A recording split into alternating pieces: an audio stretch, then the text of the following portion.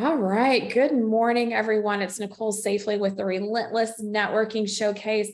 And I'm super excited this morning to get a chance to introduce you to Kim Randolph. And Kim is a diverse and dedicated professional. She's got 23 years in the mortgage and construction industries and is adept in assessing operational capabilities, creating and implementing process improvements. Girl after my own heart. Love that. Training and development, vendor management, and streamlining overall operations for optimal business efficiency and customer service. She's assessed operational capabilities, creating and implementing process improvement, training staff to achieve targets, and streamlining overall operations for business efficiency. And the things that Kim really brings to the table, her key strengths is that she is a problem solver. She has a leadership and loan origination system experience and has done analysis in that loan origination system space as well. When you talk to her, you can ask her about process improvement, customer service, and as a construction subject matter expert, which is pretty interesting in the field that you're in. So I would imagine that brings a lot of value when you start talking about the loan space and particularly new home construction and things like that. So very cool, Kim, welcome. Thank you. Would love for you to start off just by telling us a little high level, like kind of what brought you to this place? What's your background, your experience, and we'll go from there. My background, again, as you were saying, is in the mortgage industry. I've actually been in it 28 years. But I started out as a processor, processed, and in being laid off right now, back in, I'm going to tell my age here, back when I first started processing, I processed a couple of years, then was laid off. Oh, okay. Then the company that I was working for, actually a month later, said, Kim, we really want to bring you back. We want you to originate. You'd be good at it. And I'd always thought about it, but never really been, I thought, oh, I don't know if I can do this or not. I love, I was talking to realtors and all that. So actually that was a good thing because it pushed me into that. So then I originated for about 10 years. And then of course, 2008 happened with all that. And from there, I had to really just kind of start over. So that got me into more of a help desk, training, development into that role. So I've been in more of that role in analytics, testing systems, mainly the loan origination system, your LOS, mortgage bot. I've been in mortgage bot since 1997. Okay, wow. So I can with my eyes closed tell you what screen is what because I enjoyed that. But I've also enjoyed helping people by training them, processors, loan originators, just because I've been on that side of it.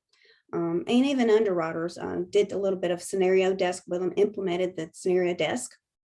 Kind of a help desk with that from past employees. But my passion is really training new hires. They're coming in, making them feel welcome, making them feel like they're not asking a dumb question, because there's never a dumb question. Yeah. But helping that, but then also the construction side. So the whole time that I was originating and have been in training and development, my key role was construction. Okay. Help from draws, talking with builders. I still stayed in that because when I was originating, that I was a top originator for construction and renovation. Oh, wow. Okay. I have a big rapport with realtors and with the builders. So I did a lot with that. And just that is my passion. So I mean, I'm like I said, really diverse.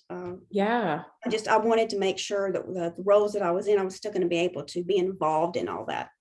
So, there may have been a time when I was training an employee, but then an originator would contact me and said, hey, I've got this loan here. I'm trying to make it work. How would you deal with this? Or, how would you talk to this realtor? What do I need to do to get their business? And that's when I talk about helping. That's because I want to give back. I want to be that mentor for them too. Like I had mentors. I love helping people. Yeah. And one thing that comes to mind is even some mortgage coaching, like coaching Yes. loan officers and things like that might be a thing. I don't know who's out there. I know the company I came from had their own internal coaching program, but really when you have that depth of experience, that's so valuable for sure. So Kim, as you start to look at your next company, outside of, wanting to find that passion area, like what's most important to you in the company that you work with? There's a lot. I would say there would be more of what they represent, how they are in the community, their community service, what they give back. Because that's another thing. I love doing community service work, and just the way that they treat the employees, how they impact, work with each other, collaborate, your teamwork. Those are the most important things to me. Teamwork, collaboration, and what they represent. Yeah, that's so key. What do you feel like? I know we kind of talked about your key strengths, but like, what's your superpower when you show up? What's special about Kim? Well, most would say that I'm just, I have got just making people feel good. I mean, talking to them in the mornings, hey, hello, because a lot of people now, even when you're on your Zoom calls, whether you're on site or you're remote, a lot of people don't talk or anything. It's building that rapport with people. My big strength would be to build that rapport and get people trusting me. A lot of people trust me. I have a great work ethic. I mean, I'm always there for people. For the teams, if the team is slacking, I'm always there to lift them up, make them feel better. Team collaboration, if there's stuff that's going on that, they don't think that should be going on with the company, just trying to make them see another side of it, and helping them throughout the day. Yeah, I love that. When it comes to process improvement, like what kind of approach or methodology do you take when you start to work in a system and really understanding, where the waste is or where improvement opportunities lie? How do you approach that? Well, first, what I do is I put together a group that works in the system. For instance, just let's talk about mortgage. So say have some processors, some underwriters, your closers. Let's take those three, for example, and kind of get a wish list. What's working for them, what's not. Then also involve compliance in it, because that's another thing for me They too. always get left out, don't they? Big compliance. But just working with them, getting them together, kind of put a pilot group together. And then going from there and seeing what the system is doing now versus what it could do, and kind of being that liaison between your operations and then your IT, helping them understand what's going on, again, from compliance to what will work, and making those adjustments there. And then also seeing from an outside system, what's working, what's not working for each group as well. Yeah, I love that. And, the big thing that I just took away from what you said is that the people doing the work know how to fix the system, right? You're there, you've got some expert knowledge, but really getting the voice of the folks that are in that system and having them, that's so key in getting actual change made. If you came in and said, you're not doing this the right way, right, you're going to get that resistance. Exactly. It's the way that you approach. I always said it's a process, and it's getting the people involved, believing in you, believing, hey, they're not coming in here to just change everything.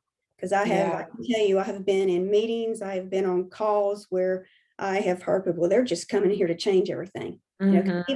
People are resistant to change. Everybody's different. So it's how you approach that. Yeah. And letting them say, hey, we're here to help you. It's Jerry Maguire, help me help you. Yeah. Come on now. Yeah, exactly. For sure. I love to ask people this. I'm going to ask you, Kim, what's the last book you read, and like, what are your takeaways? The last book I read was Finding Your Purpose. And that's actually by Pastor Chris Hodges. I am big into our community. I go to what's called Church of the Highlands, and he writes many books. He's well known all over the country. But Finding Your Purpose, and that has helped me a lot with this journey now. Is just really dig within you deep. What do you like? What do you don't like? What has happened in the past that has got you where you are today? And how can you change that? and just don't let anybody else tell you what you need to be doing as well. Just in surrounding yourself in a great group of people. Mhm. So it's been a great book. Ah, awesome. Is it on Amazon or is It it is just on through your Amazon. church? Yes. It is on Finding Your Purpose by Chris, what was his name? Pastor Chris Hodges. Chris Hodges. Mhm. I think that's so, so important. Through the years have definitely done some of that work, but it always changes too. It's not something that you just define and it's static, right? As life moves forward. Awesome. What are you most excited about as you find your next home? What are you thinking about right now? Uh, just really the sky's the limit. It's like, you've done all this, or I have for the past, like I said, 28 years, even beyond that, a lot of other stuff like customer service and stuff, but it's um, just excited about the next adventure and what I can do, what Yeah. and what skills I have, but what I want to learn because I love to learn. I mean, Yes. and a lot of people can sit there and take tests. You can take all these assessment tests like we're having to do when you apply for them, but actually Mhm. getting in there and driving and learning, that's what I'm excited about for new opportunities, new skills, that I can bring to the table. Yeah. Oh, that's so cool. I mean, it sounds like you still have a breath of fresh air, even after having been in the industry for some time. That's awesome. You're very passionate. I can tell that from the way you approach this. Very cool. Well, thanks so much for sharing. Anything else that you'd want to share with anyone before we wrap up? Just let everyone know that, we all are going through this, and do not give up. I know there's days where you don't even want to get out of the bed, but just like, oh gosh, why I've got to do this again, but keep pushing forward because it will happen. Yes, 100%. Yes, yes, and yes. All right, Kim, thank you so much. Good luck in your job search as Thank you. well. Yeah.